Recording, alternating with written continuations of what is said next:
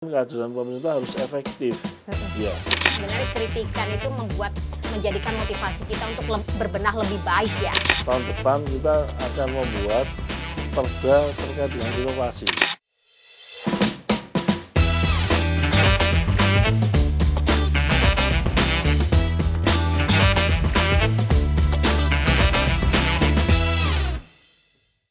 Sobat JPPON, jumpa lagi di program Jawa Pos Podcast. Tentunya di episode-episode yang selalu kita hadirkan selalu berkaitan dengan masyarakat.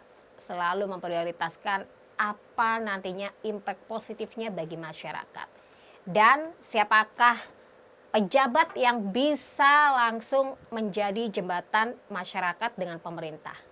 DPRD sebagai Dewan Perwakilan Rakyat, sebagai penyambung pesan antara masyarakat yang paling bawah ke pemerintah yang paling tinggi pun.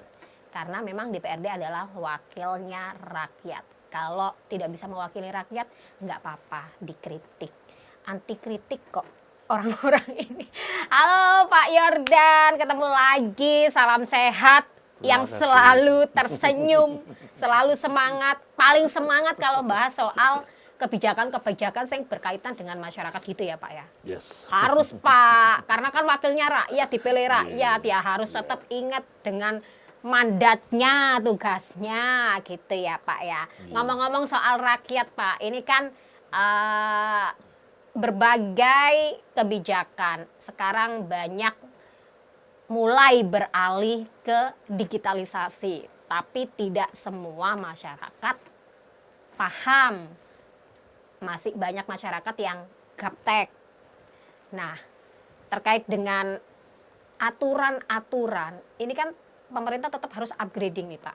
Dengan tema yang kita bahas kali ini adalah tentang Perda Pelayanan Publik. Kalau di Jawa Timur sendiri Pak, bagaimana sih Pak dengan sistem realisasi dari perda itu sendiri? Ini kan juga banyak perda yang sudah disosialisasikan melalui digital, tapi tidak banyak mereka yang tahu. Seperti di episode sebelumnya kan jenengan bilang bahwa ada JDIH sebenarnya jadi akses informasi. Nah, kalau misalkan membahas soal perda pelayanan publik ini, saya ngomong dulu nih, bagaimana kalau melihat jenengan Pak untuk di Provinsi Jawa Timur nih Pak? Ya, terima kasih. Jadi memang perda ini, jadi perda nomor 7 tahun 2023 ini, itu adalah perda perubahan kedua dari perda nomor 8 tahun 2011. Itu memang, jadi tahun 2011 kita sudah punya peraturan daerah pelayanan publik, lalu sudah pernah kita rubah sekali, dan tahun 2023 ini adalah perubahan yang kedua. Nah, yang menjadi titik tekan dalam perubahan kedua ini adalah digitalisasi pelayanan publik. Perda ini memberi dasar hukum bagi layanan publik yang dilakukan oleh pemerintah Provinsi Jawa Timur. Karena sekarang sistem pengusulan, sistem program ya, itu sekarang misalnya harus lewat namanya SIPD, Sistem Informasi Pemerintah Daerah. Semua apa yang ada di APBD itu harus terintegrasi dalam SIPD, sehingga kemudian juga bisa dimonitor dan dikontrol oleh pemerintah pusat. Kemudian juga terkait dengan sistem pemerintah berbasis elektronik yang pada intinya ingin agar masyarakat ini bisa dilayani dengan menggunakan teknologi informasi. Ya, termasuk misalnya mall pelayanan publik yang pada dasarnya tidak hanya sekedar orang datang ke mall, lalu di mall itu semua jenis layanan ada di dalam satu atap, kayak Samsat itu, tetapi juga dalam satu genggaman. Ya. Gadget maksudnya. Betul. Nah, pemerintah harus mau mempermudah masyarakat. Ya, jadi ketika masyarakat sekarang sudah apa-apa pakai handphone, pakai gadget, bayar-bayar pakai gadget, akses informasi pakai gadget, maka pemerintah juga harus menyesuaikan. Nah, untuk inilah kemudian kita membuat dasar hukum ya melalui peraturan daerah. Itu juga merupakan tindak lanjut dari berbagai peraturan yang sudah ada dari pusat. Kalau di Jawa Timur sendiri, kalau dari pantauan Pak Yordan, banyak nggak sih Pak sebenarnya instansi-instansi yang sudah mulai memberlakukan pelayanan publik ini melalui ya gadget tadi? Ya, jadi kalau di Jawa Timur ini kan ada layanan yang kemudian langsung ke pusat ya, sistem OSS itu. Kemudian untuk yang terkait dengan layanan di provinsi ya ke pemerintah provinsi, namun sebetulnya yang banyak lagi urusannya masyarakat ini tentu di kabupaten kota. Ya, di kabupaten kota itu banyak urusan misalnya tentang kependudukan, itu yang paling urgent ya terkait dengan KTP, dengan pindah alamat ya itu hal-hal yang sederhana sampai juga kemudian masalah perizinan. Nah, kita melihat kalau di Jawa Timur ini ya sebetulnya ya semua daerah juga sudah memiliki semangat yang sama. Oke. Ya, karena ya mungkin ini dampak juga dari demokrasi ya. Karena kepala daerah itu dipilih oleh masyarakat, maka kemudian kepala daerah dulu menjanjikan juga kemudahan layanan menggunakan digital. Sehingga sekarang pun ya itu yang dituntut oleh masyarakat. Ya, jadi kami sudah berkunjung ke daerah-daerah ya melihat pelayanan publiknya dan memang sudah jauh berbenah ya.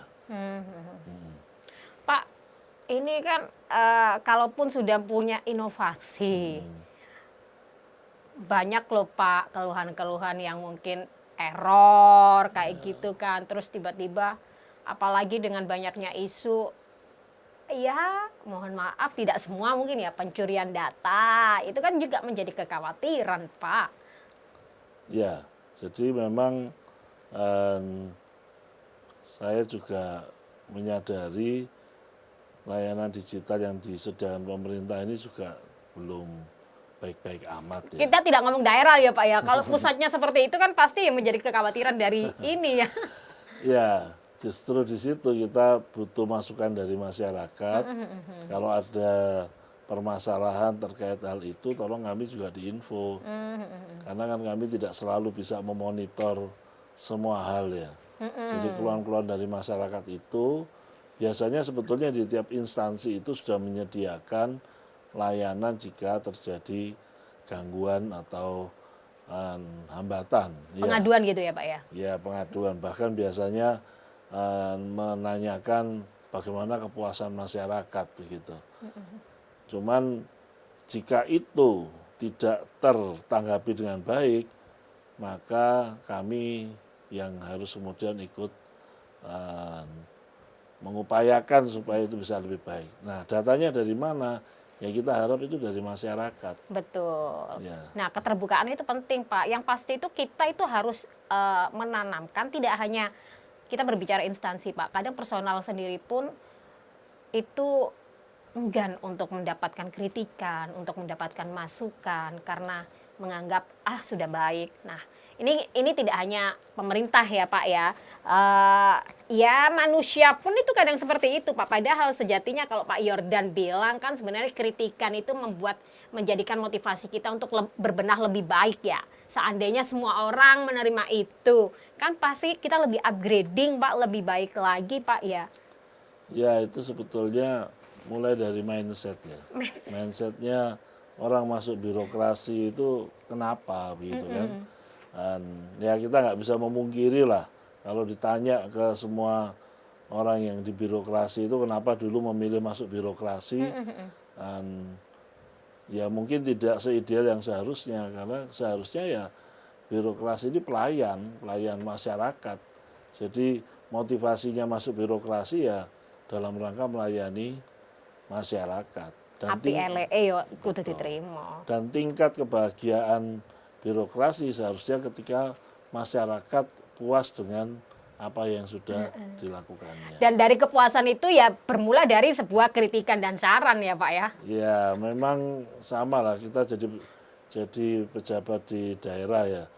Jadi ini ya kuping harus tebal ya. Karena ya kita tidak bisa menuntut masyarakat, ya kadang-kadang saya juga terus terang ya, kadang-kadang ya agak emosi gitu kan Iya, ya. Kita merasa apa salahku kok mbok seneni terus ae yo. Ya ngono nek ngomong tapi ya basane aja ngono lah ya. Iya, menghadapi banyak emosional. Tapi ya kita juga harus sadar ya, kita memang dibayar untuk melayani masyarakat. Dan kita tidak memungkiri bahwa masyarakat kita ini juga berbeda. Ya, bagi saya yang penting bahwa mereka memang punya niat untuk ingin agar layanan ini menjadi lebih baik, maka apapun cara komunikasinya, kan komunikasi juga ada yang kemudian mengkritik ya, ono sing nggak sampai demo ya. Ya itu adalah bagian dari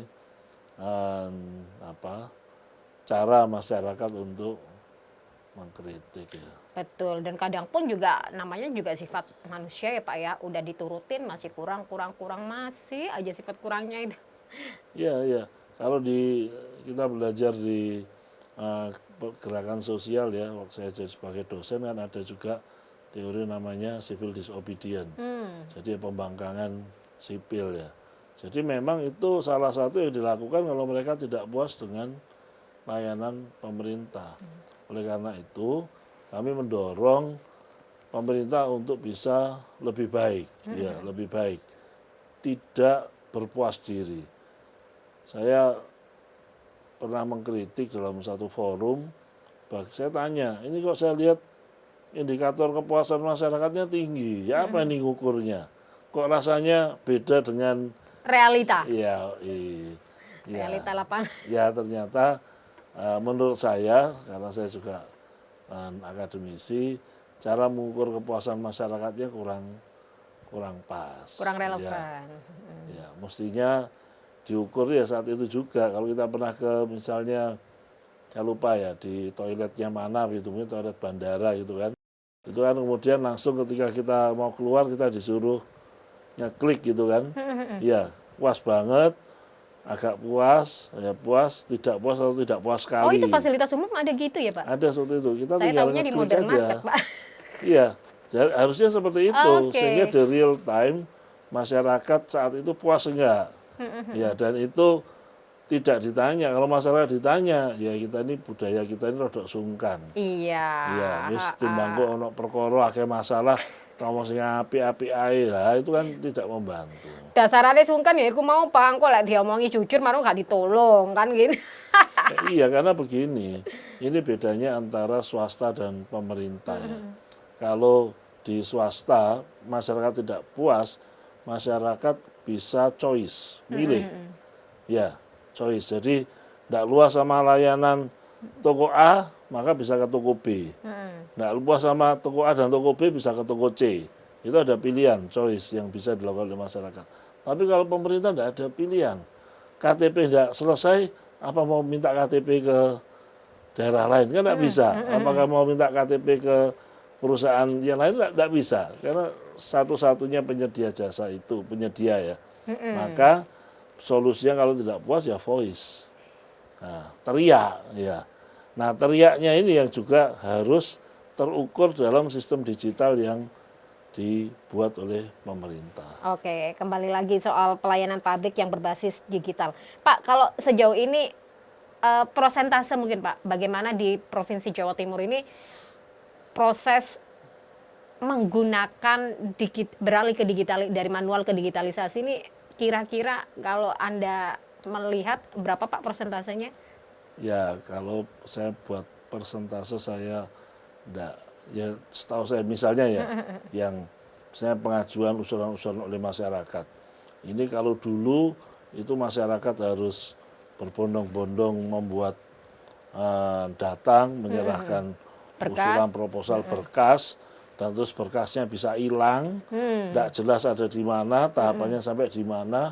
Kalau sekarang itu tidak, sekarang bisa diunggah, kemudian bisa dipantau. Oke. Ya, kalau kemudian ini proposalnya pengajuan masyarakat itu tidak lengkap, dikembalikan dengan alasan.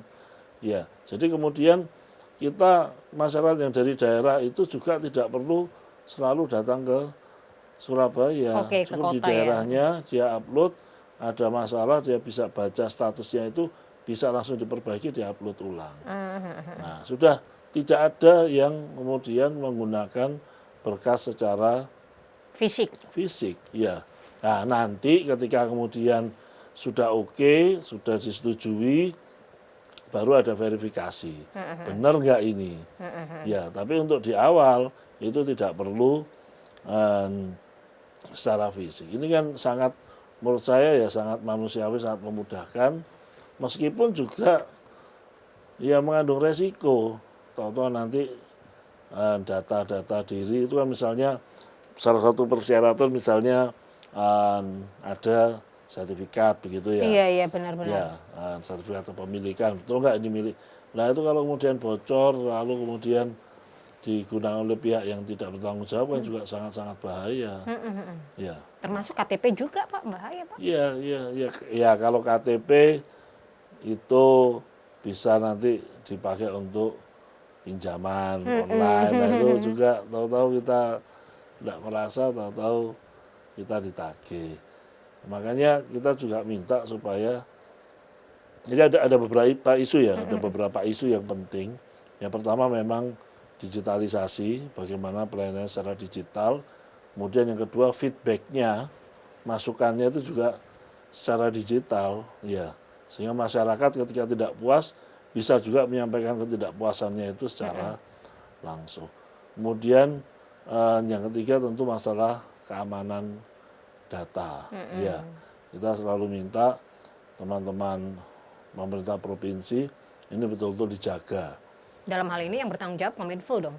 Kominfo ya, dan Kominfo bisa biasa bekerja sama juga dengan tim cyber, dengan pemerintah pusat ya untuk mengetes sejauh mana keamanan websitenya itu. Karena ya itu tidak cuma masalah pencurian data saja, itu jangan sampai kemudian tahu-tahu websitenya itu yang muncul iklan judi online. Masih mending Pak itu Pak, iklan-iklan yang ya itulah Pak, ya kan? Ya, jadi masalah keamanan data itu juga menjadi perhatian kami supaya tidak dicuri, tidak jadi masalah begitu. Pak, kalau dinilai urgensitasnya seberapa urgen sih Pak terkait dengan mungkin perubahan perda ini Pak? Ya, kalau jadi kita beberapa kali kan kita merubah perda ya. Dulu kita perda pertama tahun 2005 itu ada tentang Komisi Pelayanan Publik ya.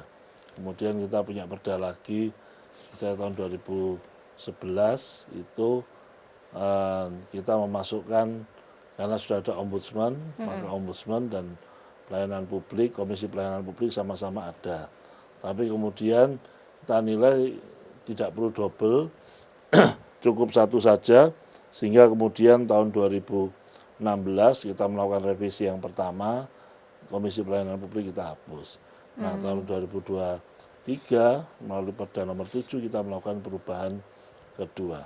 Ini urgent karena dari pemerintah pusat sudah juga melakukan aturan-aturan terkait dengan digitalisasi ya. Tentang sistem informasi pemerintah daerah, tentang mall pelayanan publik, tentang sistem pemerintah berbasis elektronik ya. Dan itu harus segera kita tindak lanjuti di daerah supaya daerah pun memiliki dasar hukum untuk melakukan digitalisasi. Ya. Sejauh itu berarti ini sudah diterapkan atau masih akan? Sudah Diterapkan. Yang seperti saya ceritakan tadi, yang contoh yang kita betul-betul ikut terlibat di dalamnya itu sekarang sudah. Ya. Meskipun juga kita mengalami kita protes ya, karena ternyata ada kealpaan yang dilakukan oleh perangkat daerah ya, kealpaan ya, karena aturannya kan banyak aturannya ya, yang ternyata ada yang terlewat dan itu menyebabkan banyak usulan yang tidak tertindaklanjuti. Dan jadi memang sisi positif, sisi negatif.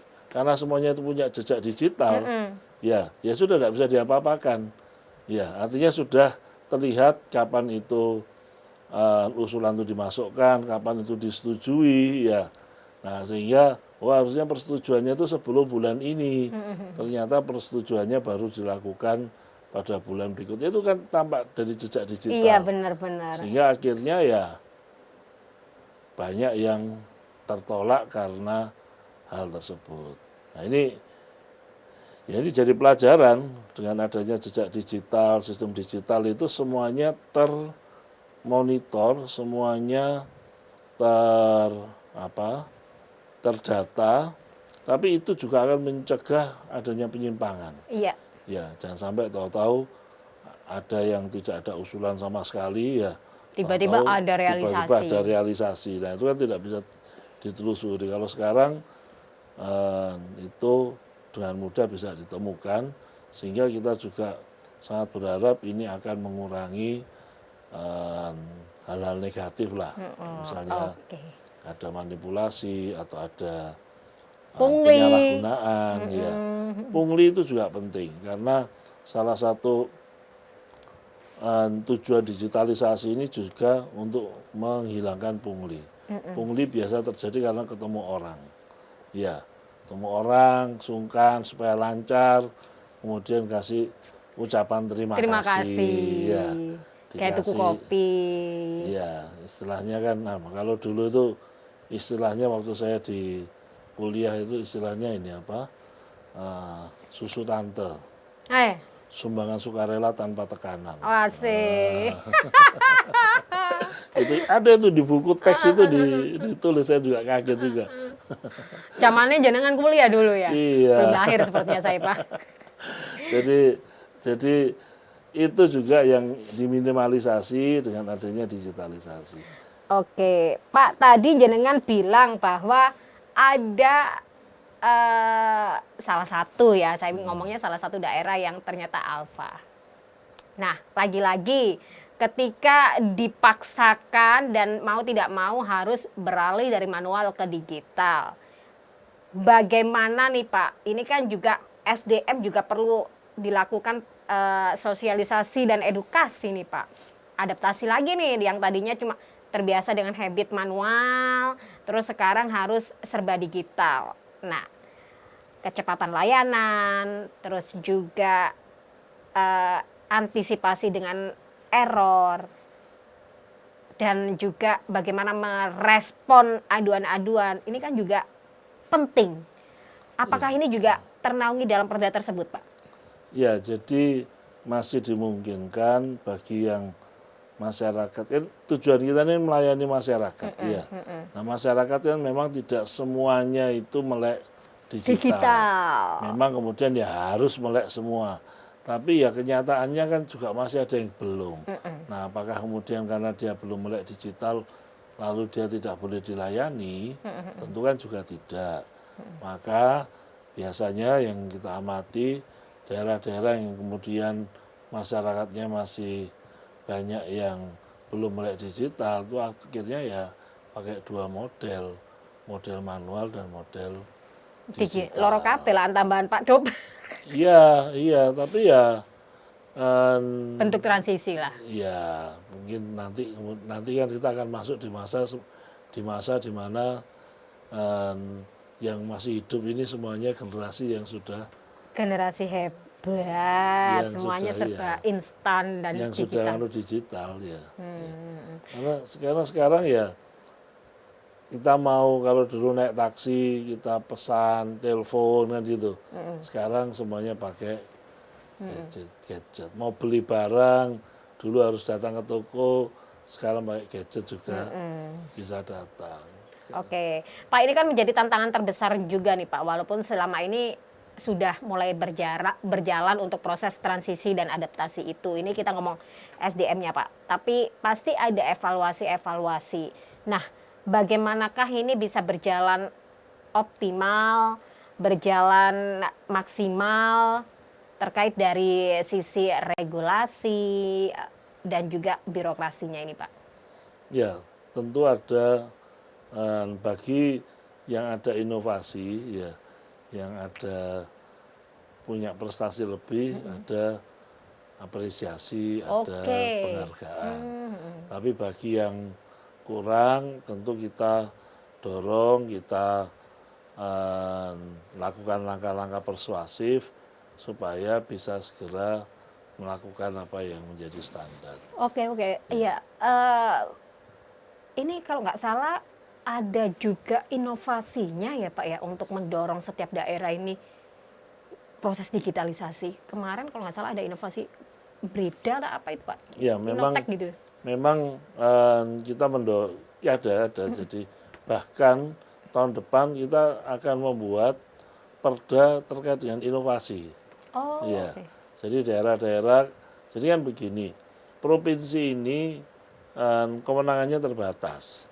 Ya, urusan-urusan yang urusannya terkait langsung dengan rakyat itu sebetulnya justru ada banyak di kabupaten kota.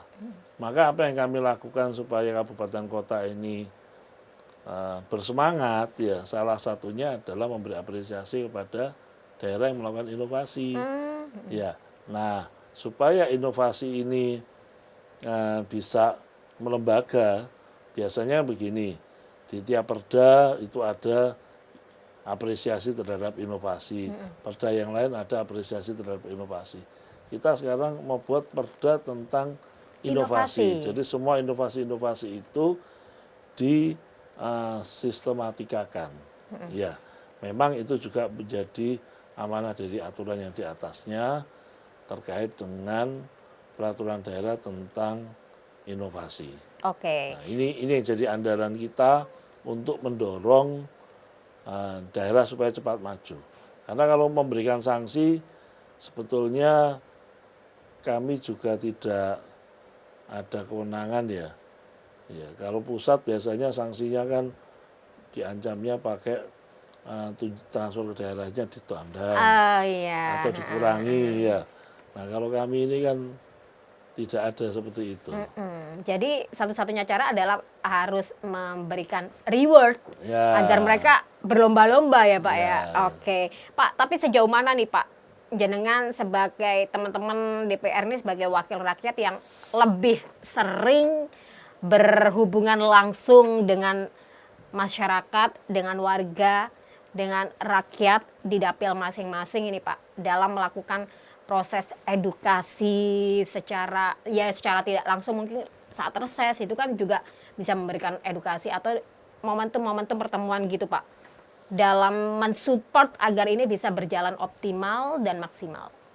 Ya tentu dalam setiap pertemuan, karena kebetulan misalnya dapil saya ya, dapil saya ini kan kota Surabaya. Wis maju Pak koyo ya. Sehingga relatif sebetulnya ya harus bisa. Tapi saya juga pernah mengalami ya, sistem digitalnya tahu macet. Padahal surat itu dibutuhkan.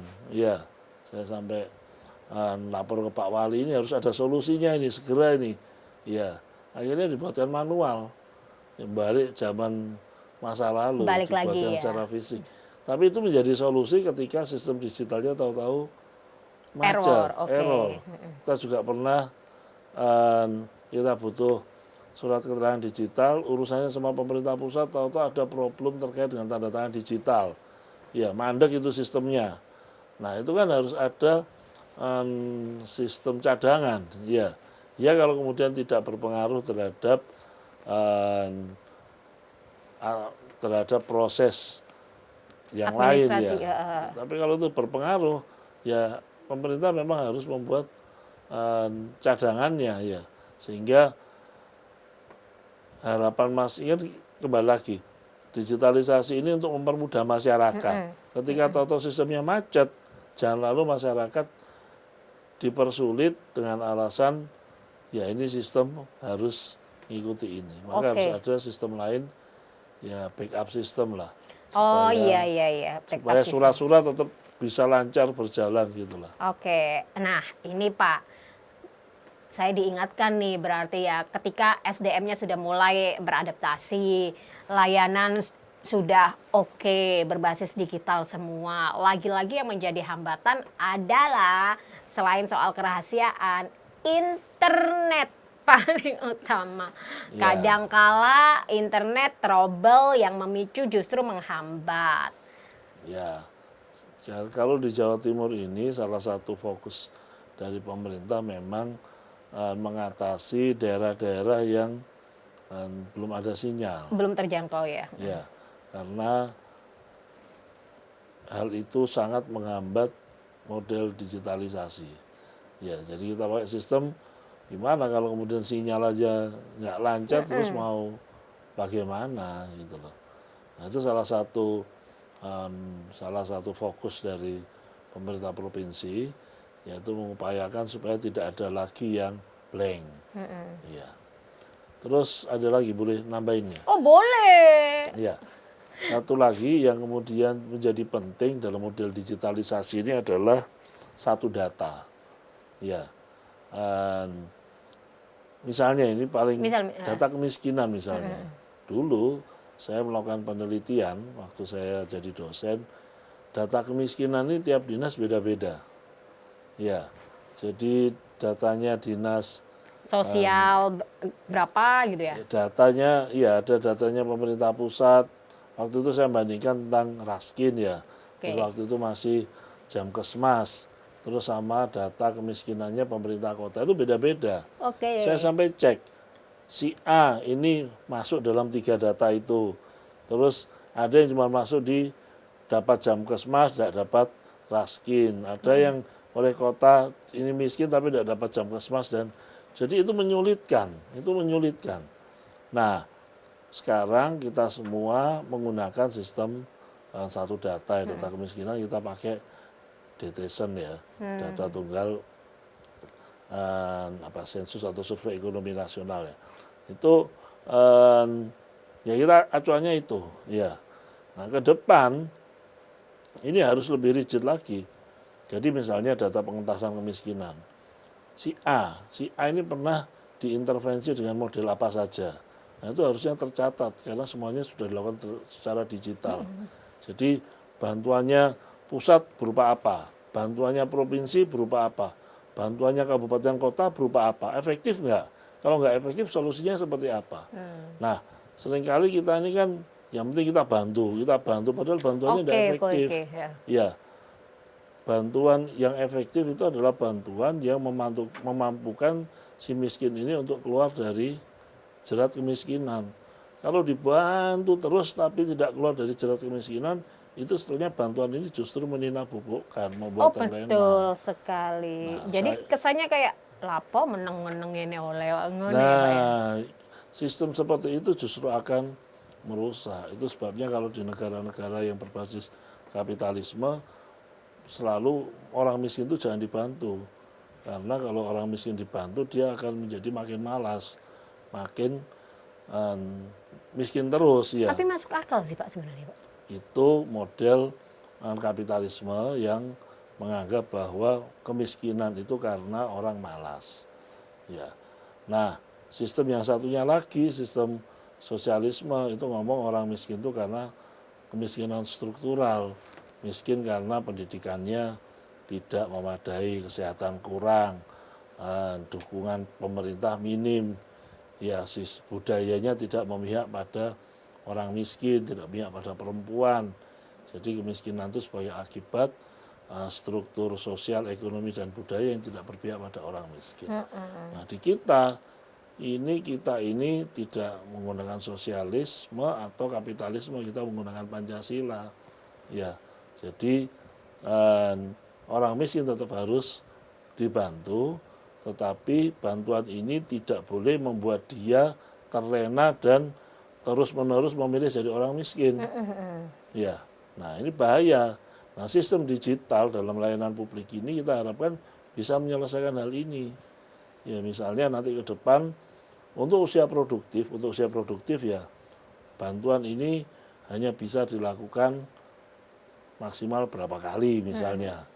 Nah, oleh karena itu bantuannya harus efektif supaya dia bisa keluar dari jalur dari wilayah kemiskinan. Oke, sebenarnya kalau saya tahu dari berita-berita yang lagi sempat rame kemarin Pak, yang banyak warga yang ya mohon maaf dikatakan rumah mungkin dikategorikan ya bagus, tidak bocor, mungkin tidak kehujanan, tidak kepanasan dan masih layak, yang rame nggak mau ditempeli stiker. Ini menurut saya sebuah gebrakan dan inovasi dari pemerintah yang cukup realistis. Dengan demikian ya kan banyak loh Pak orang yang akhirnya membranding diri kategori tidak mampu Pak, yang justru itu kan sejatinya bantuan itu harusnya benar-benar untuk masyarakat tidak mampu, karena ada oknum-oknum yang pengen itu tadi Pak dinidabobokkan, jadinya membranding diri ya gitu kan ya Pak ya.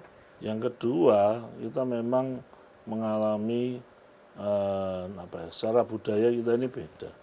Di negara-negara misalnya seperti di Jepang, orang dibantu oleh pemerintah itu malu. Iya. Iya, itu bagian dari semangat samurai ya, cinta tanah air, tidak mau ngerepoti pemerintah. Ya, nah di kita semangatnya mungkin sudah banyak berbalik.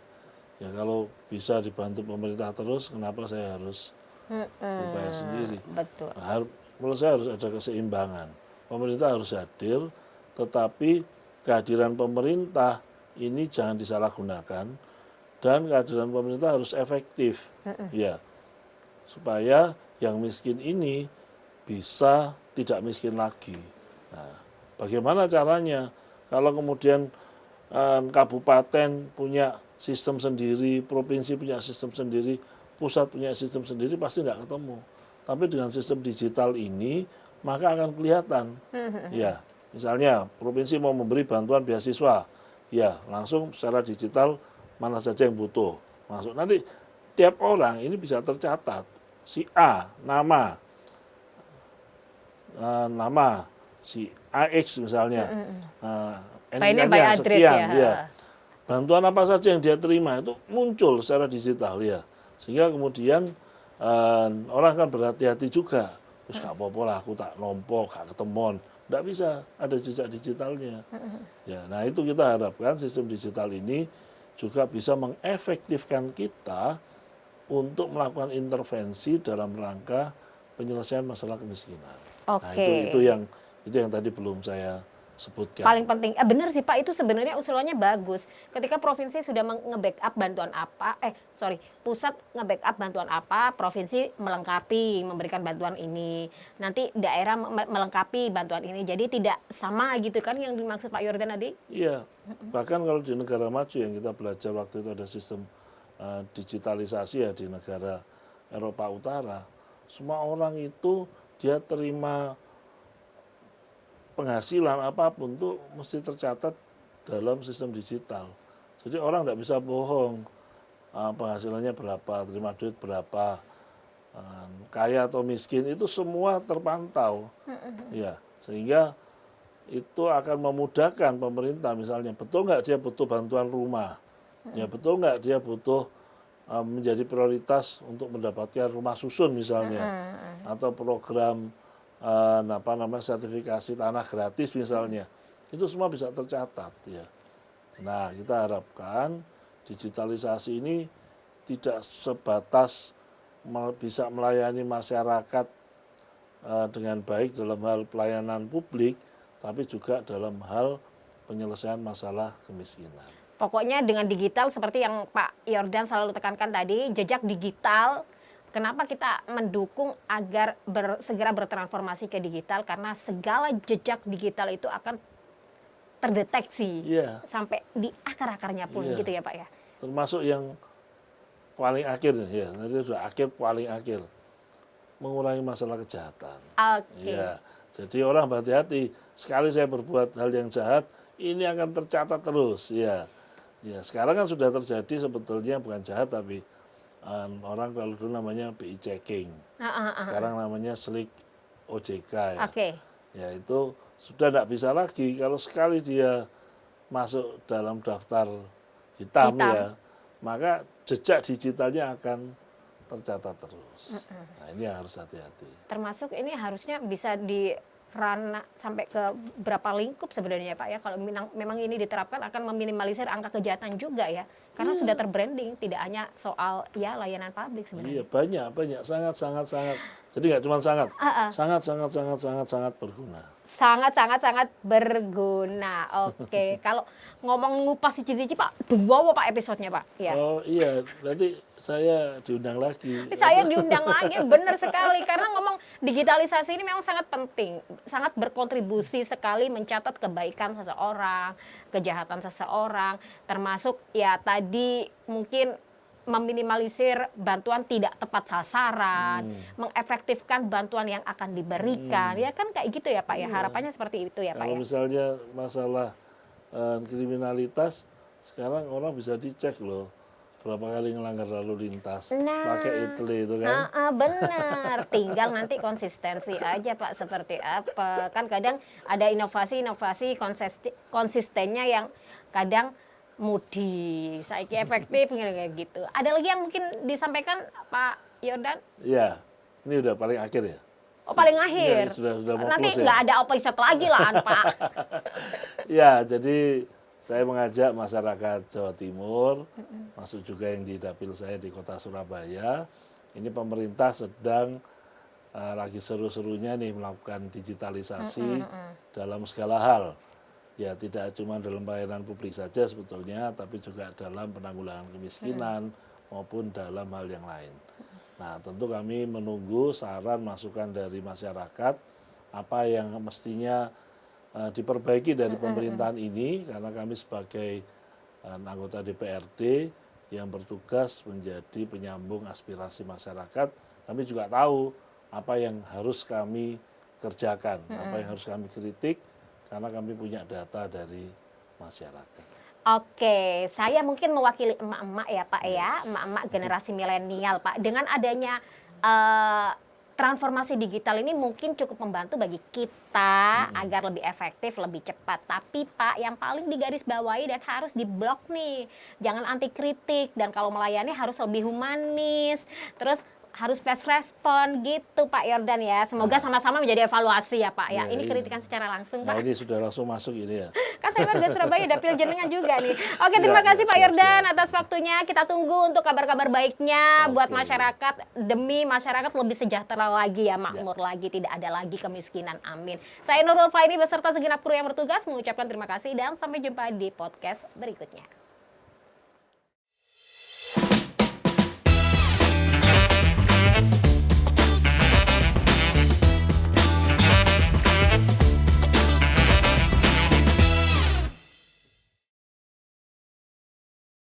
Dipersembahkan oleh